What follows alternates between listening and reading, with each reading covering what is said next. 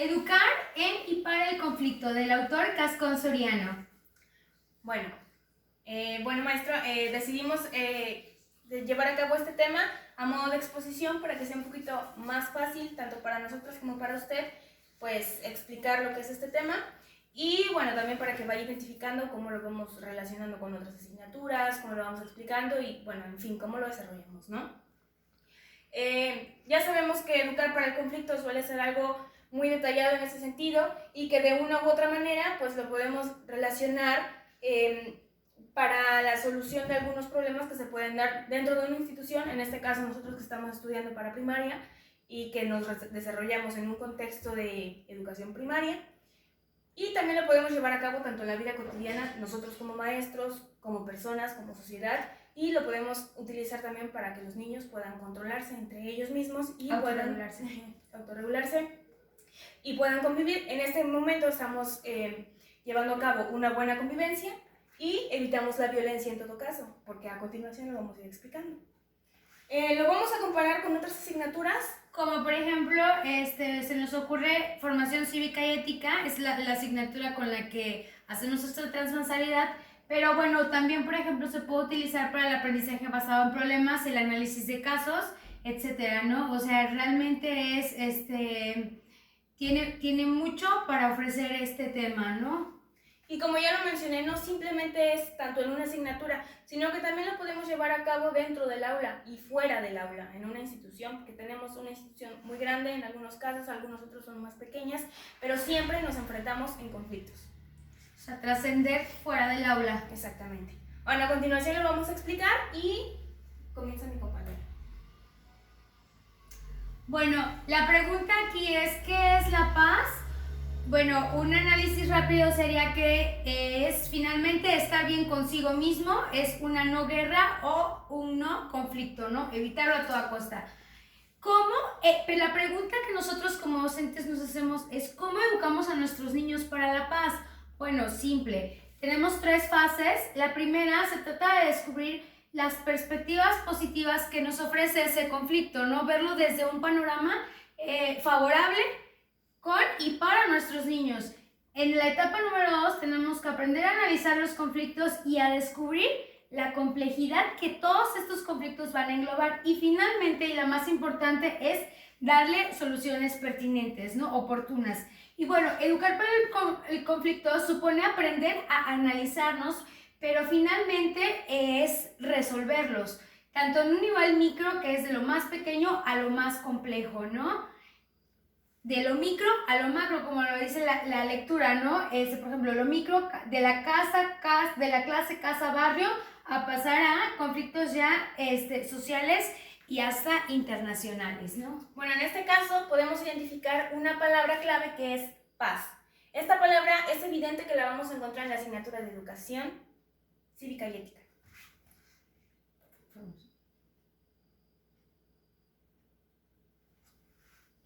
Muy bien. A modo de perspectiva, el conflicto muchas veces lo vemos como algo malo. Sin embargo, no siempre se tiene que tomar de ese modo. El conflicto es circunstancial. Las relaciones humanas, como ya lo sabemos, suelen ser muy complicadas y en este caso depende de cada quien la manera en la que tú lo veas. Por ejemplo, se considera el conflicto como la principal palanca de transformación social. ¿Cómo puedo yo transformar a la sociedad? Bueno, evitando un conflicto. ¿Y cómo lo evitas? Mientras que la sociedad lo sepa manejar perfectamente.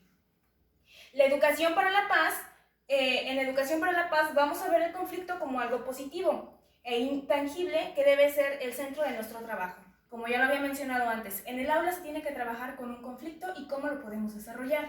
Todo el tiempo y todos los días nos vamos a ver inmersos con nuestros alumnos que se pueden llegar pues, enfrentar algún conflicto. Y nosotros como docentes tenemos que saber mediarlo y poner algunas estrategias para que esto no se genere un problema. A continuación lo vamos a explicar. Ahora, finalmente, bueno, debemos de tener siempre presente que es uno de los objetivos básicos que tenemos como docentes, siempre va a ser educar para la paz.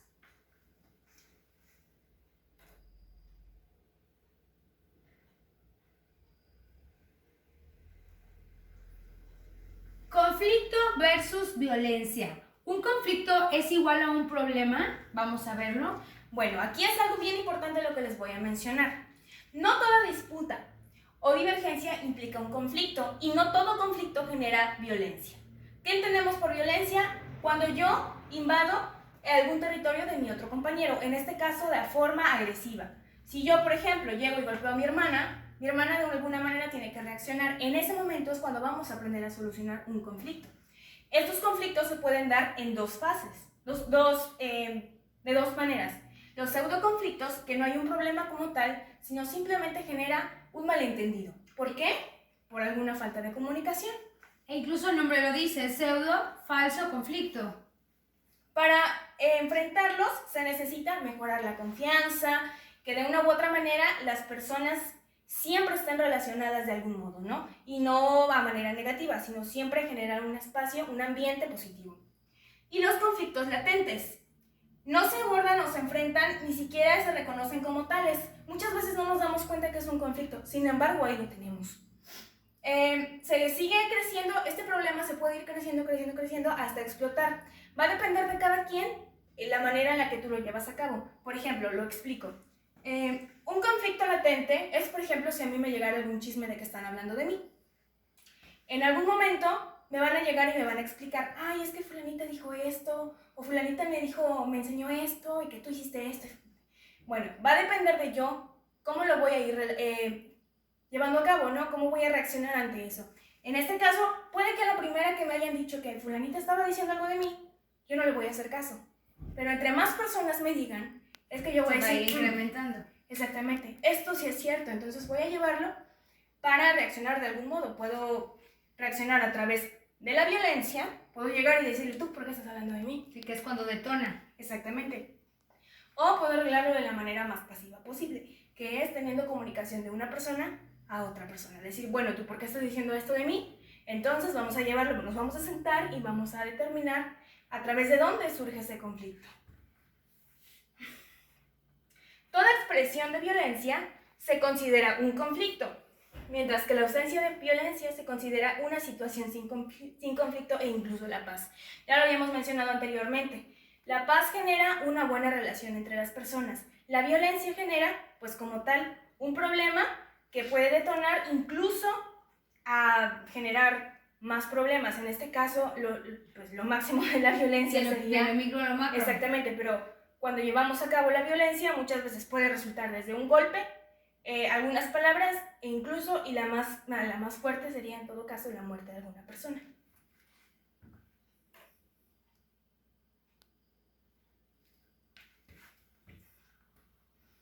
El conflicto, viéndolo como un proceso, está integrado por tres fases principales, ¿no? En la primera, en la fase 1 tenemos que tiene su origen partiendo de ciertas necesidades. Estas necesidades pueden ser de origen económico, ideológicas, biológicas e infinidad de cosas, ¿no? Por ejemplo, aquí en la imagen se muestra un conflicto religioso, ¿no? Que luego, por ejemplo, dices, no, hablar de política o de religión es pelearte con la persona, ¿no? Finalmente. Entonces, a partir de estas necesidades. En la fase 2 encontramos que cuando una de las partes choca con la otra, cuando las convertimos en antagónicas, surge un problema. Es decir, ya cuando se conflictúan, cuando se enfrentan, es el enfrentamiento de la fase 2. Y finalmente, la fase número 3 es el no enfrentar el problema o no resolverlo nos llevará a que comience la dinámica del conflicto. Nota importante, en esta última fase es donde se determina si va a ser un pseudo conflicto o va a ser un conflicto latente. ¿Sí? Ahí es donde nosotros ahí se va a evidenciar. Bueno, estas son algunas actitudes que podemos presentar ante un conflicto. La competición, el querer llevar siempre la delantera, el que yo gano, pero ella pierde. La segunda es la acomodación. ¿Cómo voy a acomodarlo? Si yo gano y ella pierde, o si ella pierde y yo gano, entonces yo voy a mover esas piezas para de alguna u otra manera salir tanto beneficiado yo o pues de que una u otra manera a mí no me corresponda nada de ese conflicto. La tercera es la evasión. Si yo pierdo, tú también vas a perder. ¿Por qué? Porque lo estamos evitando como tal. Cuando un conflicto se evita, puede generarse todavía en un problema mayor.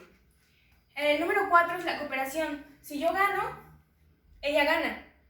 Cuando hay este tipo de cooperación se lleva a cabo pues tenemos como una resolución del conflicto pues positiva en alguna forma, ¿no? Y el número 5 es la negociación. Yo voy a platicar con cierta persona para que entonces de alguna u otra manera podamos resolver este problema.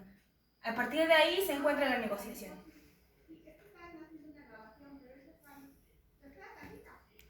En este caso nos encontramos con la prevención del conflicto.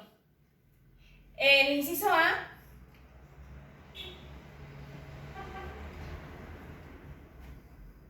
Bueno, el inciso va de crear un grupo en un ambiente preciso y de aprecio y de confianza, ¿no? O sea, aquí lo que vamos a hacer es generar un ambiente idóneo para que se preste ese flujo de comunicación, se favorezca esto, ¿no? Se beneficie a nivel grupal este ambiente, este hábitat, ¿no? Encontramos el inciso B, favorecer la comunicación. Aquí va a darse este flujo del diálogo, ¿no? De la discusión, la negociación, cómo vamos a manejarlo, ¿no? Tenemos en el inciso número 3 la toma de decisiones por consenso, es decir, qué se va a hacer y qué no se va a hacer, qué podemos hacer para favorecerlo, qué podemos hacer para evitarlo, qué podemos hacer para trabajarlo, ¿no? Y finalmente tenemos el inciso D, que es el trabajar o la cooperación, es decir, unificar las fuerzas para engranar una resolución al problema. Como ya pueden darse cuenta, si nosotros juntamos estos 4 aspectos, pues le vamos a dar solución a algún problema. En algún caso que nos llegue a faltar uno de estos, entonces vamos a generar algún problema, ya sea pseudo problema o problema latente. La falta de alguno de estos, pues no va a ayudar a que pues, se lleve una buena comunicación y sobre todo a que no haya una sana convivencia dentro del aula, en la sociedad, y fuera de, en la familia, etcétera, etcétera. Y bueno, pues creemos que es algo importante conocer qué es el conflicto, cómo se genera y sobre todo cómo lo podemos prevenir, exactamente, cómo trabajarlo dentro del aula, en nuestra persona y pues para toda la sociedad, ¿no? En la que estamos relacionados. Y eso sería todo. Gracias. Gracias.